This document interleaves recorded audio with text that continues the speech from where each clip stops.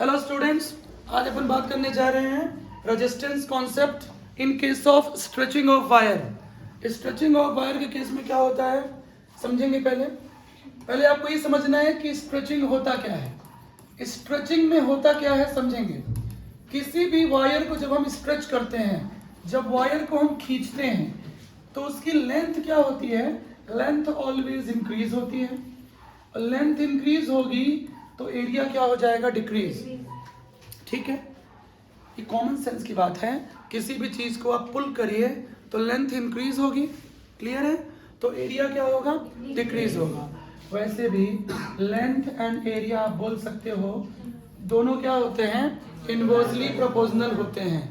बात समझ आ रही है। जैसे बैठ पांडे जी को यदि खींच दिया जाए तो पांडे जी भी काफी मोटे हैं, जैसे ही खींचेंगे दीपिका पादुकोण में कन्वर्ट हो जाएंगे फेस छोड़ के। ठीक है, हाँ फेस तो नहीं हो सकता दीपिका पादुकोण जैसा, कियारा आडवाणी जैसा, उसके लिए इनको 2-4 जन्म लेना पड़ेगा। ठीक है, और फेस हो जाएगा तो फिर मैं यहीं पे हूँ। हाँ। तो लेंथ और एरिया क्या है, लेंथ और एरिया बोलो इनवर्सली, क्लियर है, ऑलवेज इनवर्सली होते हैं। बात समझ आ रहा है। अब देखिए कॉन्सेप्ट क्या है, ध्यान से समझना। We all know resistance directly proportional to length, inversely of cross section of क्या, एरिया। एरिया कहीं भी होगा फिजिक्स या मैथ्स में तो वहां रेडियस अंडरस्टूड होती है, रेडियस पे भी क्वेश्चन आ सकते हैं, या डायमीटर। डायमीटर क्या होता है, ट्वाइस ऑफ रेडियस। तो ये जनरल चीजें हैं, अब आप लोग समझते चलिएगा मैं किस कंसेप्ट की बात कर रहा हूं।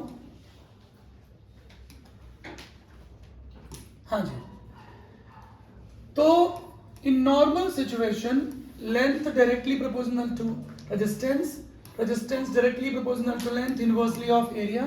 अपन जब इसको रेशियो बनाएंगे, रेशियो न्यूमेरिकल्स के लिए रेशियो बनाते आना चाहिए।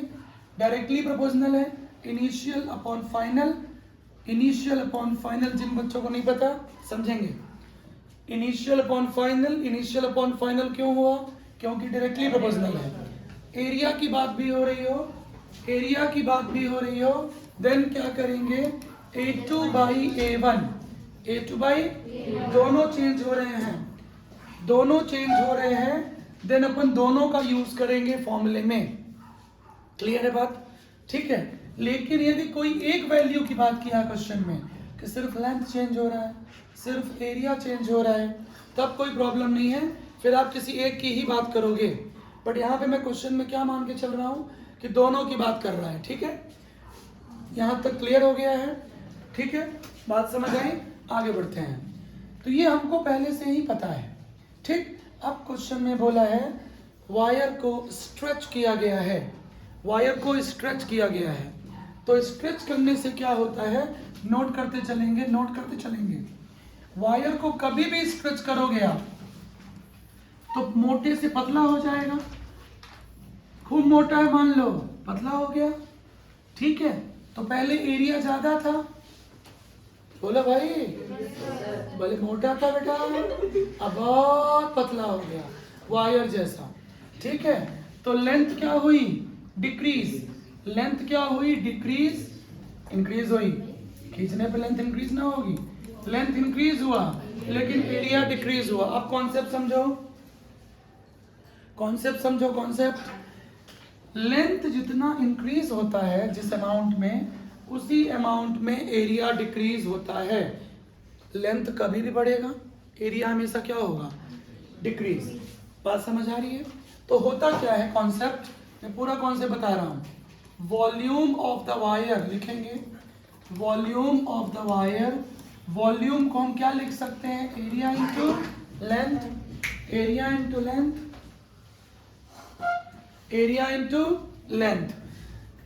स्ट्रेच करने में क्या हुआ, जब आपने स्ट्रेच किया, बेटा जी बोलो, स्ट्रेच हुआ। स्ट्रेच करने में क्या हुआ पाड़ा, स्ट्रेच करने में ए पाड़ा, स्ट्रेच करने में क्या हुआ, लेंथ इंक्रीज, एरिया डिक्रीज। लेकिन लेंथ जितनी इंक्रीज हुई उतना ही एरिया डिक्रीज हो जाता है। इसका मतलब समझते हो क्या हुआ, इसका मतलब ये है कि वॉल्यूम कांस्टेंट रहता है। वायर के वॉल्यूम में कोई चेंजेस नहीं हुए हैं, अरे भाई मोटे आदमी को खींच के लंबा कर दिया तो जितनी उसकी लंबाई बढ़ी मोटाई कम हो गई ना। तो वॉल्यूम क्या होता है, लेंथ इनटू एरिया। तो लेंथ इंक्रीज हुई बट एरिया तो डिक्रीज हो गया ना। लेंथ इंक्रीज हुई बट एरिया तो डिक्रीज हो गया। So volume still remain constant, volume में कोई चेंजेस नहीं। लोग इसको डिराइव नहीं करते हैं, कॉन्सेप्ट नहीं बताते, सीधे रटवा देते हैं। आंसर तो मैंने भी आपको लिखा दिया है कि आंसर तो ये है, फाइनल कॉन्सेप्ट ये है। कभी भी न्यूमेरिकल में बोल दे, कभी भी क्वेश्चन में बोल दे कि वायर को खींचा गया है, स्ट्रेच किया गया है, बात समझेंगे तो एल स्क्वायर हो जाएगा, एल स्क्वायर हो जाएगा और inversely of square of area. बात समझ आ रही है, बोलो क्लियर है ये। चलिए लेकिन सॉल्व समझते हैं अब। तो हमको पहले क्या पता था, initial resistance upon final resistance. लिखते चलेंगे बेटा जी, लिखते चलेंगे, ओ बेटा जी लिखते चलेंगे। कभी टुचुक हवा गरम, कभी ठंडी, मोस्टली गर्म ही होती है। प्रथम द्विवेदी आयु शुक्ल लोगों की जब ये गैस छोड़ते हैं तो हमेशा गर्म ही रहती है, ठीक है। अरे पंडित लोग हमेशा गर्म ही छोड़ते हैं, खूब पंजीरी खाते हैं, पंजीरी पूड़ी तो दे धमाका मारे रहते हैं। हाँ अगर खिड़की उड़की खोल देना तो दिक्कत होगी, कांच वाँच टूट जाता है कई बार। पंडित लोगों की खास बात है ये, पंडित लोग एक काम कभी नहीं छोड़ते, पादना। हाँ सॉरी, हिंदी में नहीं बोलना चाहिए, अंग्रेजी में अच्छा लगता है। हाँ अब समझिए तो, अरे हाँ भाई हिंदी में अच्छा लगता है कोई चीज़ बोलो, इंग्लिश में सॉरी, हिंदी में बोलते तो गांव वाला आदमी है। हाँ अरे मतलब इंडिया का कॉन्सेप्ट है ये, इंडिया में हिंदी में जैसे नहीं सॉरी बोलो बड़ा अच्छा लगता है, कोई बोले माफ कर दीजिए तो बड़ा अजीब लगता है। चलिए हाँ अब समझिए इधर, तो ये तो पता है ना, डाउट है किसी को? हाँ अब अपने को क्या पता है, लिखो। अभी हमने प्रूफ किया कि स्ट्रेच करने पर वॉल्यूम ऑलवेज क्या होता है, कांस्टेंट। लिखो वॉल्यूम कांस्टेंट है, मतलब v कांस्टेंट है, चेंज नहीं हो रहा है। v कांस्टेंट है मतलब v चेंज। तो हम यहाँ से क्या बोल सकते हैं, जो कि हमको पहले से पता है, क्या कि एरिया और लेंथ हमेशा इनवर्स, एरिया और लेंथ हमेशा कॉन्सेप्ट समझो, ऑलवेज इनवर्सली प्रोपोर्शनल होते हैं। समझ रहे हो कॉन्सेप्ट? अब यहाँ से रेशियो बना ले इसका भी। भाई ये दोनों चीजें सेम लिखी हुई है ना, ये 10th के बच्चों को जल्दी समझ में नहीं आता है ये, बहुत सारे तो 11th 12th वाले भी नहीं कर पाते जे नीट में। हाँ अब यहाँ से क्या होगा, A1 upon A2 L2 by L1 equation 2। बोलो ना, क्या बोल गए? गुप्ता, ए गुप्ता, गुप्ता।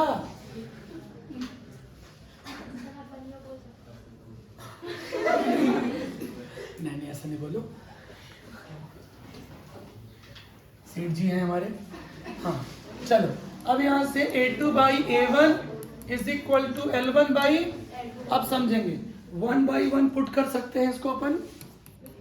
हाँ समझिए, पुट कर दीजिए, R1 अपॉन R2 करो, किसी एक को सब्सटीट्यूट करो, या तो एरिया को सब्सटीट्यूट कर दो या तो लेंथ को, लेंथ को कर दो L1 बाई L2। दिख रहा है, दिख रहा है द्विवेदी, दिख रहा है?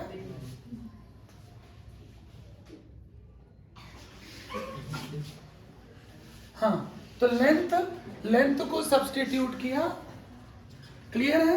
हाँ अब क्या आएगा बोलो, A2 बाई A1 सब्सटीट्यूट किया ना, A2 बाई A1 तो पहले से है, ये तो पहले से है रे बाबा, ये तो पहले से है रे, क्लियर है? ए बाबूराव ये पहले से है, हेरा फेरी रे, स्क्वायर हो गया, क्लियर है? यहां से क्या रिजल्ट आया, ध्यान से देखो क्या रिजल्ट्स आ गए, R1 upon R2 A2 by A1 का होल स्क्वायर। क्या मतलब हुआ इसका, पता है आपको? इसका मतलब ये हुआ बेटा R inversely of square of area. Prove हो गया ना भाई। सामने सॉल्व देखो, जब हमने वैल्यू को सब्स्टिट्यूट किया, वैल्यू को सब्स्टिट्यूट किया, किसको सब्स्टिट्यूट किया अभी बताया कुछ देर पहले, हमने L1 बाई L2 को सब्स्टिट्यूट किया, इसको दिख रहा है A2 by A1 into A2 by A1, square आ गया। अब यहाँ से क्या रिजल्ट आया देखो, initial upon final, final area upon initial, inversely है बट स्क्वायर आया। अब हम क्या बोल सकते हैं कि रेजिस्टेंस जो है स्क्वायर ऑफ एरिया के इनवर्सली है। अभी हमने क्या प्रूव किया कि स्ट्रेचिंग, वायर को स्ट्रेच किया, कंडक्टर को स्ट्रेच किया, then R resistance inversely proportional to square of area. अब दूसरा केस भी करना है, लेंथ वाला भी करके देखो। तो मैं इसी में अरेस्ट कर रहा हूं।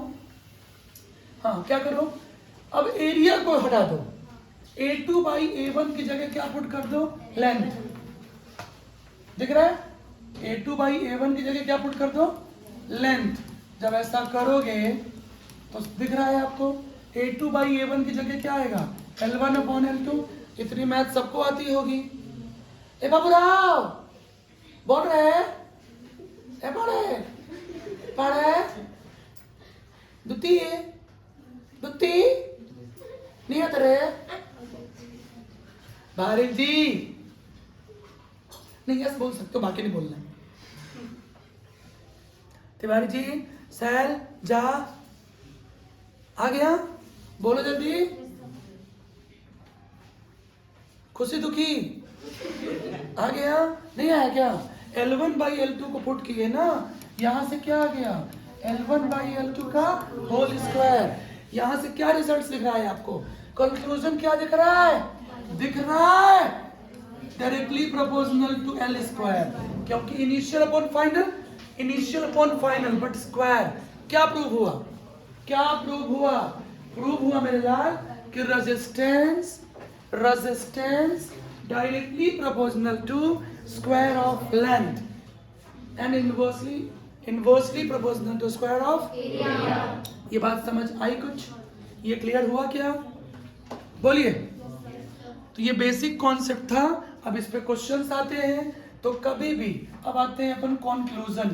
कंक्लूजन क्या है बेटा जी, कंक्लूजन ये है कि कभी भी क्वेश्चन में बोल दे कि वायर को स्ट्रेच किया गया है, धागे को स्ट्रेच किया गया है, सुन रहे हो, कंडक्टर को स्ट्रेच किया गया है, स्ट्रेच किया गया है, बात समझ आ रही है, स्ट्रेच किया, स्ट्रेच करना जानते हो ना, सुन रहे हो, तो स्ट्रेच करने पे क्या होगा, लेंथ इंक्रीज होगी, लेंथ, मैं निकला गाड़ी लेके, बोलो समझ गए। किसी गुस्सा के मार देगी पता है, मेरे से मजा लेता है। मेरी आदत है सबका नाम बिगाड़ने की, पता रोज रोज बोलता है मैं निकली गड्डी लेके, आज निकाल ही देती हूँ। हाँ, so resistance directly proportional to square of length inversely of. अब तो मैं फन में जैसे कम वाकिफ हूँ, 11-12 में ज़्यादा झेलते हैं सीनियर्स। हाँ, किसी का मेरे को फनी पॉइंट कोई मिल जाता है तो सबका होता है एंटरटेनमेंट। चलो क्लियर है, स्टडी होना चाहिए मस्ती और फन के साथ, सीरियस नहीं, कॉन्सेप्ट समझो, टेंशन लेके नहीं पढ़ना। क्लियर हो गया, बोलो। अब मान लो क्वेश्चन में बोलता है रेडियस की बात करता है, तो रेडियस की बात करेगा तो पता है क्या हो जाएगा, r⁴। पाई तो नंबर है, अरे पाई का यूज नहीं करेंगे बाबा, पाई तो नंबर है, क्लियर है। r², यहाँ पे आएगा r², स्क्वायर क्या हो जाएगा, r⁴। तो डायमीटर और रेडियस में क्या कॉन्सेप्ट है, समझ गए क्या, inversely proportional to 4th power of radius, 4th power of diameter. ये क्लियर हो, बोलो। तो इस पे काफी क्वेश्चंस आते हैं, इस पे काफी क्वेश्चंस आते हैं, ये क्लियर हुआ क्या, हाँ ये क्लियर, हाँ बोलो। सर जब रेशियो मिलेगा तब पाई की वैल्यू मिलेगी। यहाँ पे कॉन्सेप्ट आप लोगों का वीक है, R1 अपॉन R2 करोगे पाई कैंसिल हो जाएगा, L1 upon L2, A2 by A1, area जब भी पुट करोगे, मैं पिछली क्लास में बताया था आप लोगों को, एक्चुअल मेथड ये, पुट करके देखो, पाई पाई कैंसिल हो जाएगा। एरिया डायरेक्टली आप शॉर्ट में बोल दो या तो ऐसा, ये शॉर्ट में बोल दिया गया, और अभी जो मैं कर रहा हूं सामने बोर्ड में देखिए, ये एक्चुअल मेथड है, तो पाई कैंसिल नहीं होगा क्या? ये शॉर्टकट है, डायरेक्टली इनवर्सली देखना, area directly proportional to square of radius, ये शॉर्टकट है।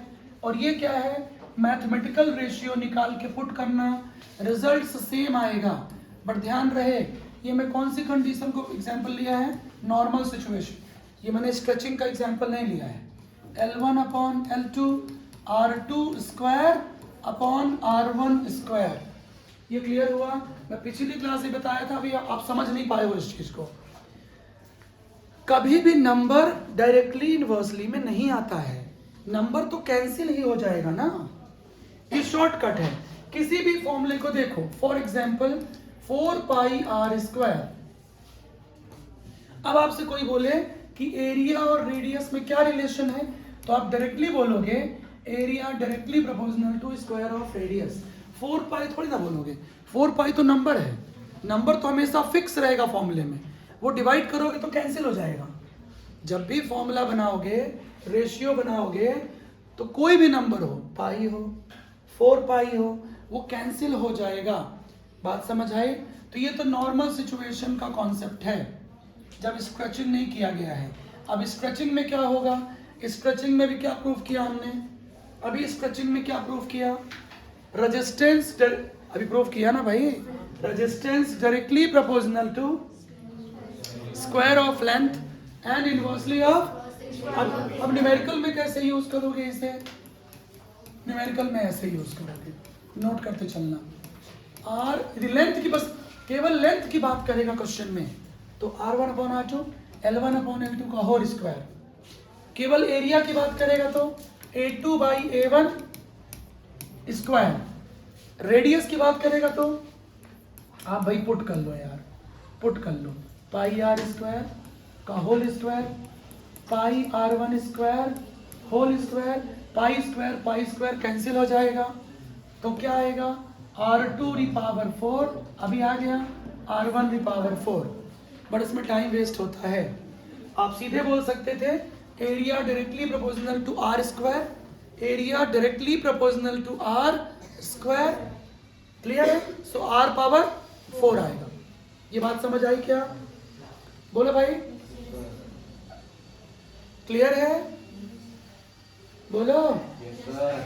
खुजली और खुजलना पड़ता है, बायोलॉजिकल प्रोसेस है यार, खुजली क्या करेंगे। हाँ, क्लियर हुआ? बोलो जल्दी, समझ आ गया? ठीक। लेकिन क्वेश्चन में यदि लेंथ और एरिया दोनों की बात करेगा, देन फॉर्मूला क्या बनेगा? L2 by L1 whole square और A2 by A1 whole square. Radius की बात करेगा तो R2 power 4 upon R1 power 4। बात समझ आ गई? क्लियर है? इस पे क्वेश्चन में क्या बोलेगा? क्वेश्चन 10th लेवल में तो ऐसा क्वेश्चन आता है। 10th लेवल में क्या? किसी वायर को स्ट्रेच किया गया, जैसे ही स्ट्रेच या पुल बोला, स्ट्रेच या पुल बोले, किसी वायर को स्ट्रेच किया गया या पुल किया गया, ये सुनते ही बिल्कुल धकापेल आपके दिमाग में आ जाना चाहिए कि नॉर्मल सिचुएशन में सिर्फ एल और सिर्फ एरिया था, सिर्फ लेंथ और सिर्फ एरिया था। स्ट्रेचिंग और पुलिंग के केस में स्क्वायर आ जाएगा। प्रूफ तो मैंने आपको करा दिया, सिलेबस में 10th के सिलेबस में CBSE में NCERT में प्रूफ नहीं है। क्लियर है? आपको सिर्फ ये ध्यान रखना है, वो तो मैंने आपको कंसेप्ट समझाया है, जिससे आप रट्टू तोता ना बनो, इंटेलिजेंट स्टूडेंट बनो कि कहाँ से आया। सुन लिए? बाकी सिलेबस में 10th में इसका प्रूफ नहीं है। बात समझ आई क्या? क्वेश्चन क्या आएगा? क्वेश्चन बोलेगा वायर को स्ट्रेच किया गया और लेंथ कर दिया गया 4 टाइम्स। कितना? तो आंसर तुरंत आ जाएगा। 4 टाइम्स, 4 का स्क्वायर 16 होता है, तो रेजिस्टेंस हो जाएगा 16 टाइम्स इंक्रीजेस। आप आंसर ऐसा लिखोगे, ये फास्ट करना है तो 4 का स्क्वायर क्या होता है बेटा 16, सो रेजिस्टेंस हो जाएगा 16 टाइम्स। लेंथ को डबल किया खींच के किया गया, ध्यान रहे लेंथ को डबल किया गया तो आंसर हो जाएगा 16R। क्लियर है? ऐसे एरिया में बोलेगा बट एरिया इनवर्सली है, लेंथ बढ़ेगा तो एरिया डिक्रीज होगा। क्वेश्चन में ये नहीं बोल सकता है कि एरिया इंक्रीज होगा। क्यों भैया? बेटा थोड़ा सोच ले बेटा, वायर को खींचा गया, जब कोई चीज खींचते हो तो क्या होता है? लेंथ बढ़ती है। लेंथ देखे होगे जब माधुरी दीक्षित खींचती है धक धक धक धक, तो लेंथ बढ़ती है लेकिन एरिया ऑलवेज डिक्रीज होता है, पता है ना? अब नॉनसेंस टाइप क्वेश्चन मत करो कि एरिया इंक्रीज हुआ। एरिया कैसे इंक्रीज होगा? स्ट्रेच करने पर एरिया इंक्रीज नहीं हो सकता, एरिया क्या होगा? डिक्रीज होगा। क्लियर हुआ ये? तो ये कॉन्सेप्ट था स्ट्रेचिंग का। तो मैं एक बार फिर रेजिस्टेंस का पूरा कंसेप्ट बता दूं। R is equal to V by I पढ़ चुके हो। Resistance depends on length, depends on area, depends on dimension, resistance depends on temperature. For metals आप ऐसा बोल सकते हो resistance directly proportional to temperature. And fourth factor is resistance depends on nature of material. Resistance depends on nature of metabolism. Resistance depends on nature, हाँ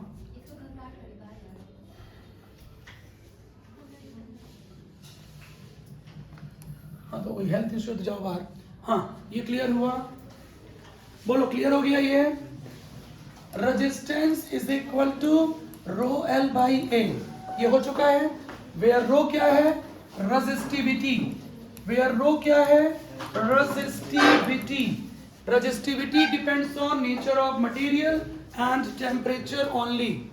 Resistivity depends on nature of material and temperature. Length को कुछ भी करो, area को कुछ भी करो, radius को कुछ भी करो, increase करो, decrease करो, resistivity पे कोई फर्क नहीं पड़ेगा। क्लियर बात?